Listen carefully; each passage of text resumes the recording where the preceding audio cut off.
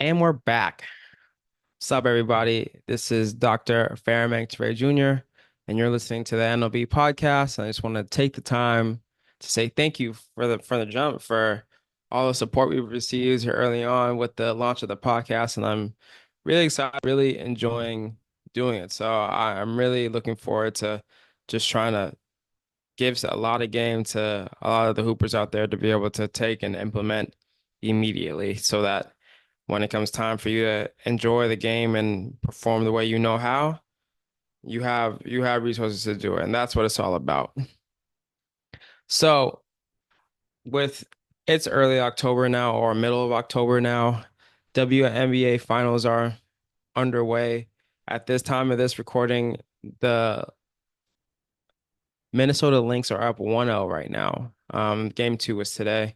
Um, the NBA preseason is about to start. College basketball is about to start. So we're coming into the time where a lot of more basketball is about to be played.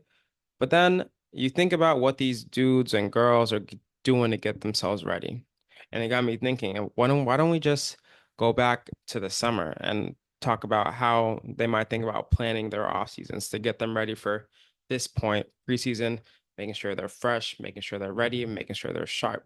So that's what today's episode. We're going back, just how to master your off season, building strength and durability for the season ahead.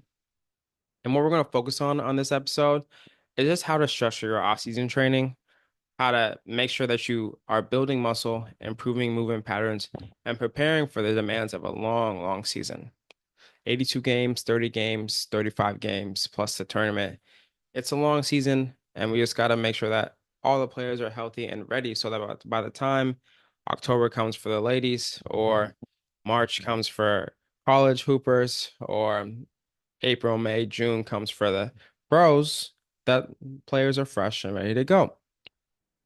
So, with that being said, there's a couple focuses on off-season training that we talked about. One, we just want to make sure that we're prepared for what we have going on for the day. And that really starts with your warm-up, making sure that your warm-up is taking the time to address the tissues that you need to address. Whether people like to foam roll, people like to do certain mobility flows or play games to get themselves ready. Whatever you got to do to get yourself ready. We'll talk about a couple of things that I like to do to get my players ready for a lift or before a game. And I think it's just important to get the body ready, the mind ready, and the central nervous system primed and ready to go for whatever you have to do today. So if it's a game day, you want to make sure that you're amped. If it's a before a lift, you want to make sure that your body is feeling good.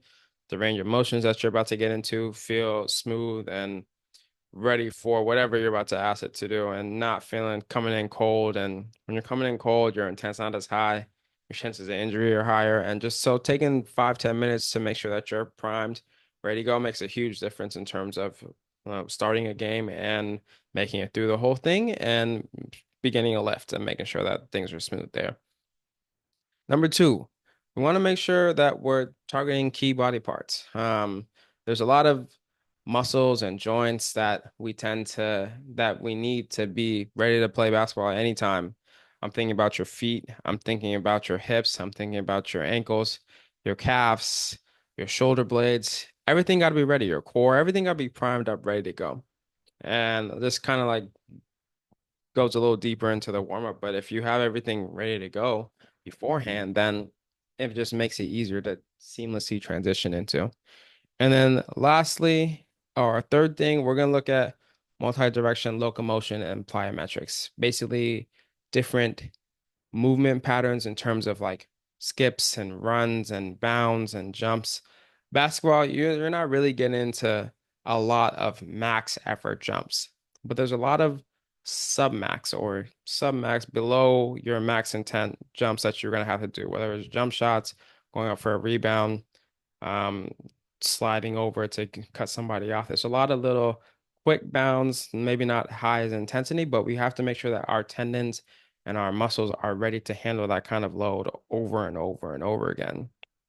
And then lastly is the strength piece of it, is building the armor, putting on size if you need to put on size, but not doing it at a rate that's like a lot of weight really quickly, but making sure that it's a gradual buildup of weight that is one sustainable, doesn't have you feeling heavy, and that you're able to move and build that armor and build that resilience for decreasing your injury risk and making sure that your muscles are able to withstand a lot of loads in a lot of different directions. Just because you never know what kind of positions you're going to get into a game. You might be forced into some awkward positions, and being able to get in and out of them is super important.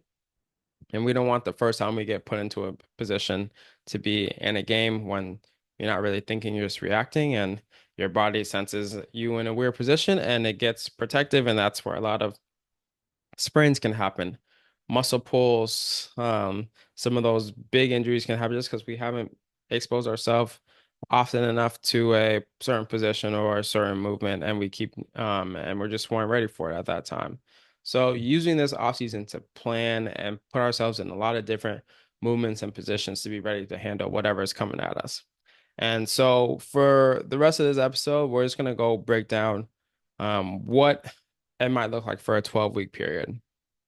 The warm up, what kind of patterns we're looking at, what kind of things we want to focus on, why we want to do them, and then some conditioning things as well as we get towards the end. So, taking it back to the probably one of the most important things I feel like is the warm up. And we're trying to increase tissue temperature, trying to increase central nervous system activity, get you primed, ready to go. And like I said, a lot of people like to foam roll at this time or a massage gun, do some breathing exercises to help put things in different positions or expose you to different shapes. Um, all of it goes here. I'm a fan of using movement to warm myself up. I tell my players if we're gonna static stretch, then we'll do it at the end after you've done all the after you finish your lift if you want to. But I like to warm up more dynamically, get your body moving, get your brain thinking a little bit, and then so we'll dive into this. How my warm-ups look like typically. I start on the ground and we'll start on your back typically. Just a simple soleus bridge. So we're looking for some activation of the calf and the lower leg muscles, maybe some pushing off the toes, get some stretch through the toes a little bit, or contraction of the toes. Um, when you think about running, we've starting to see that, or we've known that the soleus takes on a lot of stress when you're running, and it has to be able to endure a lot. So I like to make sure that one of my players have the capacity to be able to withstand a lot of like running up and down, jumping, moving from bent knee positions to make sure that that soleus can handle a lot. I think that's a really low hanging fruit that a lot of people miss. A lot of people like to target the big gastrocnemius, but the soleus right underneath it is a really a game changer when it comes to like running economy and making things more efficient and makes things a lot smoother. So starting with the soleus just to get that primed ready to go. A plank saw, getting some core activation, getting some shoulder activation, and then getting some calf lengthening and big toe extension. Big toe extension, really big for being able to push off. So I like to just make sure we check off a lot of boxes with the plank saw movement. Hamstring ball rollout, basically on your back, feet on the ball, and then you're just rolling the hamstring, the ball back and forth. Trying to again work on having the hamstring be able to work on at a lengthened position, and two, just make sure it can handle the stress of it, especially with like a lot of running. You want to make sure that your hamstrings are able to handle a lot of load for a long period of time. And then I like a single leg bridge with a yoga block. We like the yoga block for some for some groin activation, helping us be able to shift into the hip. And then the coming up into the bridge for some hip extension for some hamstring activation. And then we'll flip over to all fours and we'll go beast crawl, scap press. So here we're just working on some core stability and then getting our shoulder blades to move through their full range of motion, getting that shoulder loose, getting that arm ready to pop, get some buckets and do whatever you need to do. So making sure it has the capacity to be able to move through its full range of motion so that that shot stays steady and fluid and smooth when it comes time to shoot it. And then we get to some more of the standing and moving stuff, moving in a lot of different directions and planes of motion to prepare you for whatever is coming your way. So I like lateral lunges here. I like forward lunges with a twist, dynamic mobility for the hips and core. Single leg RDL to a high knee. We're working on single leg balance. We're working on hinging patterns, and we're working on just coordination of a lot of things moving at one time. And then we'll grab like a med ball and we'll just go with some gentle, I call them crossovers on the ground. This is from Lee Taff.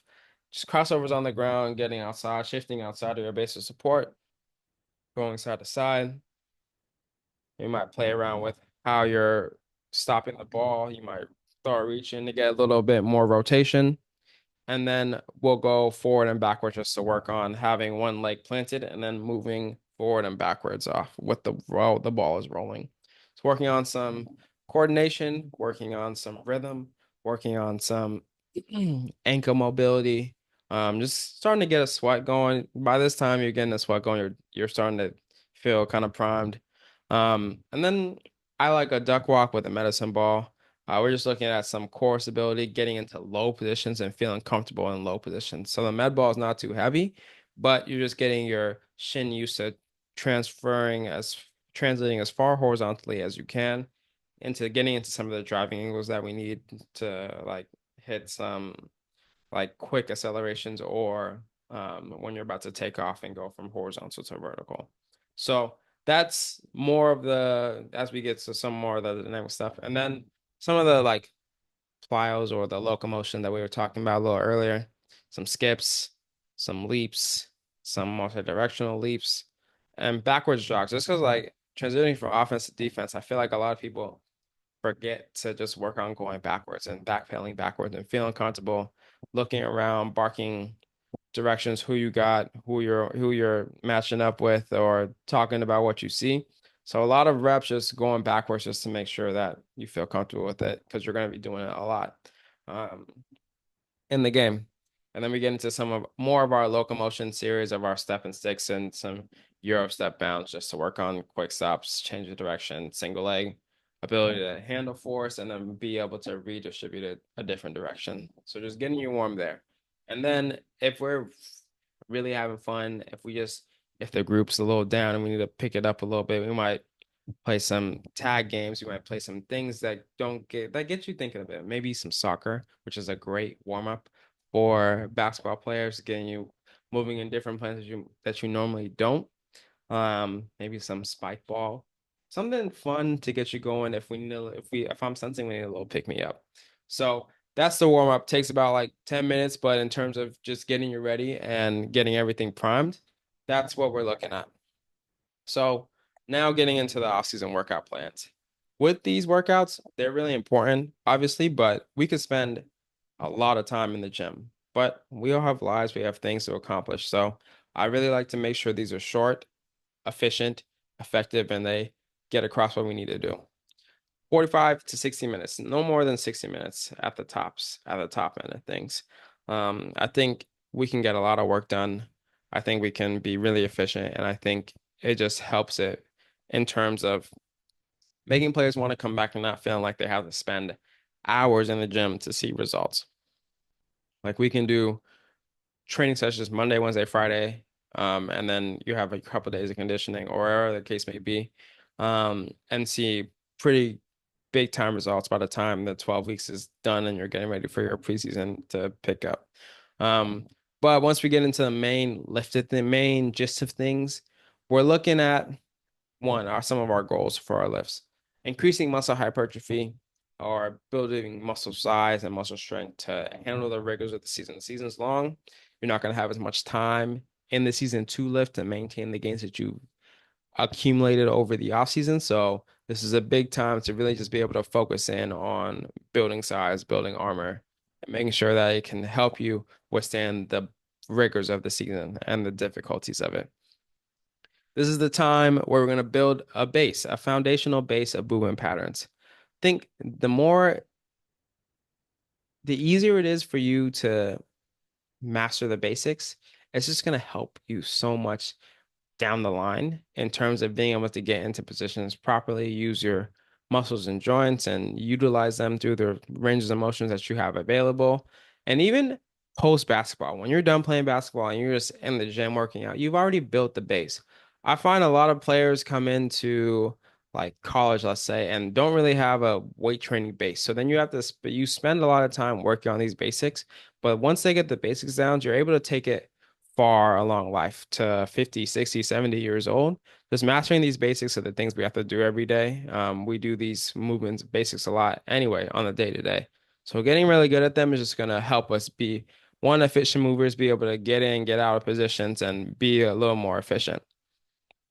And then improving tolerance to load on the position. So this is really where, as you increase your time and retention, you allow for your muscles to break down, and that time and retention allows for more breakdown to happen. But then it also, if that breakdown happens, then as you're recovering, as you're getting your food, and as you're getting your protein in, that's where the muscle repair comes in, and that's how you're able to build muscle size over the course of the time. That breakdown, and then you got you got hormones, you got proteins, you got building blocks coming in to then repair that muscle to help make it stronger for the next time you go into the tension.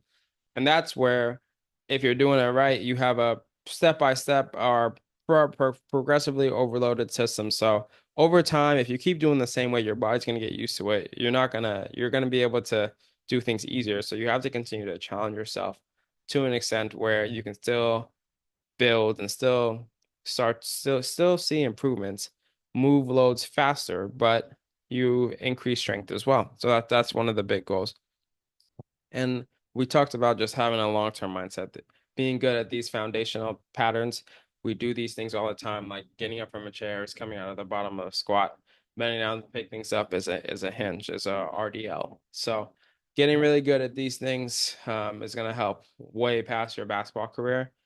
And then just making sure that we're progressively overloading. So we might start 2 sets of 10 with, or 4 sets of 10 with 3 to 4 sets of reserves, finish at 12 weeks. At the end of the 12 weeks, we're at 3 sets of 8 with 2 sets of reserve.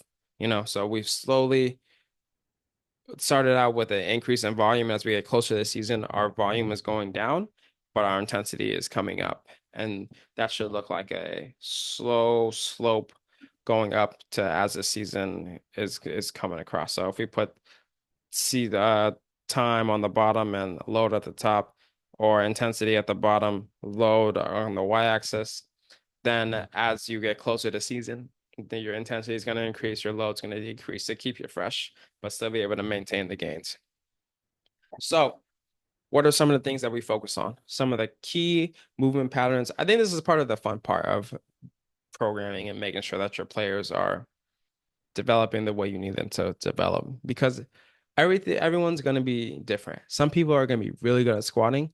Some people are going to be really good at hinging. Some people are going to be horrible at both. It's okay. That's what we're here to work on. We're here to find the variations or the things that work best for you. But it's going to be important just to find ways to load different movements and different strategies, to have different strategies to be able to withstand and produce on the court, to be able to be available, 2, feel confident, and 3, be able to get to where you need to get to if you're on offense, and 4, if you're on defense, be able to stop the person getting to where they're trying to get to. So some of the core movement patterns that we're going to master during this 12 weeks: squat, hinge, push and a pull, upper body push and pull, being in a split stance, one foot in front of the other, being on one leg, working on balance and single leg strength to not allow a lot of basketball players. Like if you're right-handed, you like to jump off your left leg. So your left leg usually tends to be stronger than the right leg, but making sure that right leg is also strong when it's on that one leg. So you're able to be closer to even on both sides. Being able to resist movements at the core. So this is like your side planks, your planks, things where your core is not moving or relatively not moving and you're just having to hold it. And then being able to produce force.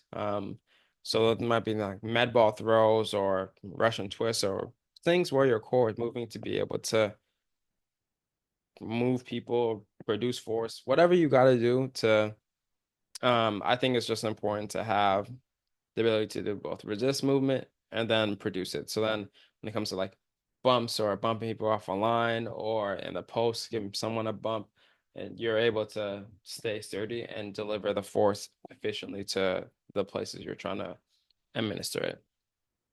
And then just working on push off mechanics, acceleration, quick accelerations. Basketball is a big change of direction sport, so being able to change direction efficiently, understanding trunk angles, understanding how much ankle range of motion you need to be able to transfer force up the chain, up the body to be able to get in and get out of positions quickly. So those are the variations that I like to, or that your players work through the off season, and we just make sure that they become really good at the basics that they're going to need for their sport, and giving them enough leeway or enough of a string to not pull themselves too thin. I think just as the season is long, and especially as high school, there's more tournaments, there's more AAU, there's more travel. The NBA, they're on the road all the time. Just being able to make sure that players are available and healthy, this is a big part of where it starts. And so, lastly, or one of the last things, just preparing for the season ahead. Um, I want all my players to understand that there has to be a plan. There has to be a plan. There has to be a direction. We need to know what areas you struggle in the season before, and that off season is going to be used to address some of those things. So if you got bullied when you were in the post, then we got to put a little more muscle mass on you to be able to handle more. If you got pushed off your spots, it's the same thing. If you notice that you're having a hard time getting by people, we have to work on first couple steps being really explosive, and then being able to make sure that we have the mobility to navigate, making sure we have the core strength to be able to stay stable and not get pushed off our lines. Um, we want to build for the future. We want to teach athletes how to read and understand the workout. So it's all delivered via online platform, but making sure that if you look at an Excel spreadsheet, or you look at a program, you know that the first number, if you got a like 4011, the first number means the lowering phase. So you got a 4 second eccentric. The zero is the pause at the bottom. The one on coming back is the time they want you to take coming back up. And then at the top again, how long they want you to pause. If they want you to pause for a second or just go up and down and move into it. But understanding how to read, things like that, understanding what the sets and reps means. 3 sets of 8 means I'll do 1 set, 8 repetitions at this exercise, take a little break or hop into the next thing. And then I have to finish that 3 times, and then I can move on to the next. So understanding that, for me, I think it was big for when I was in college and had the opportunity. Our off season, we didn't really have a official strength coach or anything. So we didn't undergo any testing. So they just gave us weights and guess some of our measurements and what we should be able to do. And I was so mad because the coach overestimated what I could do on a bench. And I was like, I can't even bench 135 and you're giving me 155 for 8. I'm not gonna hit this. And your partner is looking at the sheet and they're like, we're putting 155. I'm like, I'm not doing that. I can't do that. So there was no ready-made assessment to know where I'm at. I didn't know how strong I was. I didn't know where I needed to be at. And that was the frustrating part. So now I just want to make sure that all my players, one, feel comfortable in the weight room, understand it's going to help them, one, with their games, two, with their life, make being healthier, and three, just long term, being able to do these movements well to feel confident outside of the game of basketball. And then we'll just work on making sure the balance of volume and intensity. Um, as the intensity, as over the course of the off season, players are going to be playing, and that's where a lot of the conditioning comes in. So if someone's healthy and they're training, you might schedule some of the off days for pickup. Excuse me. Schedule some of the off days for pickup, and then that's going to be where they get their conditioning in. That's where they get their basketball specific stuff in. And the weight room is just meant to supplement what they're doing on the court. So if you have a day where you know you're going to be heavy on the court, it might be one of those days in the weight room where you're not doing as much in the weight room to make sure that you're fresh for what you're doing on the court. Because if you come to the court and you're exhausted, you're tired, your performance is not going to be the same as if you were fresh, ready to go. So just depends on where players are at and when they're playing, as then stuff in the weight room is going to change accordingly. It doesn't make sense to have a jumping workout if you know you're going to be on the court for your with your skill development, working on like dunks or a lot of finishes, or taking off from a lot of different angles, a lot of change of direction stuff. That's just going to tire you out faster, empty out the gas tank faster. And that's not what we want to do in the off season. We want to continue to build the gas tank, build a bigger gas tank so that you can handle more as the season comes along and you have a bigger tank before things start to wear on you as the season goes on, as life comes on, as stress comes on. You just want a big, robust tank to be able to handle a lot of different things. But if, let's say, a player is not able to get on the court as much, we might sprinkle in some conditioning here to make sure that, their aerobic base is where it needs to be, but there's nothing that prepares you for the game of basketball other than playing the game of basketball. We can prescribe some lower impact zone 2, zone 3 work, some tempo runs, some time on the track, some time on the bike, some time in the pool, whatever the case, the vertical, whatever the case may be. But getting in that shape, being able to perform that and keep your heart rates in the zone versus being on the basketball court are two totally different things. So I tell my players this is a time for a lot of them to get better. This is the time for them to improve, and they're only going to improve getting on the court. And if you're injured, obviously that takes a different approach, but there's still ways to work on your game. Might be a little more emphasis on the conditioning there so that when they do get back on the court, they're able to go and not be hampered by having a underdeveloped cardiovascular system. So that's how we go about it in the off season. We like to focus on mobility, strength, and progressive overload. Um, Basically supplementing the basketball, what's going on the basketball court. We want our players to be able to excel on the basketball court, whether it's scrimmaging, whether it's skill development, and using the weight room to help them develop as players to be able to execute at the highest level at their capabilities.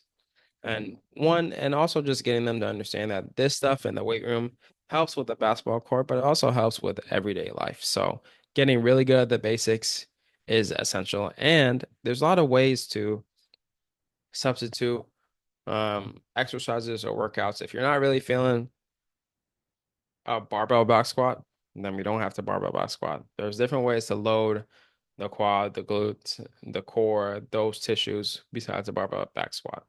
If it hurts your back, we don't gotta do it. We can substitute it. Maybe we go goblet squat. Maybe we go a hack squat against the wall. Maybe we can do a lot of different things to target the same tissue. So if you're listening to this and you're like, last time I did front squat or back squat, it really hurt my back, so I don't want to do it again. That's okay. We have options. We have substitutions.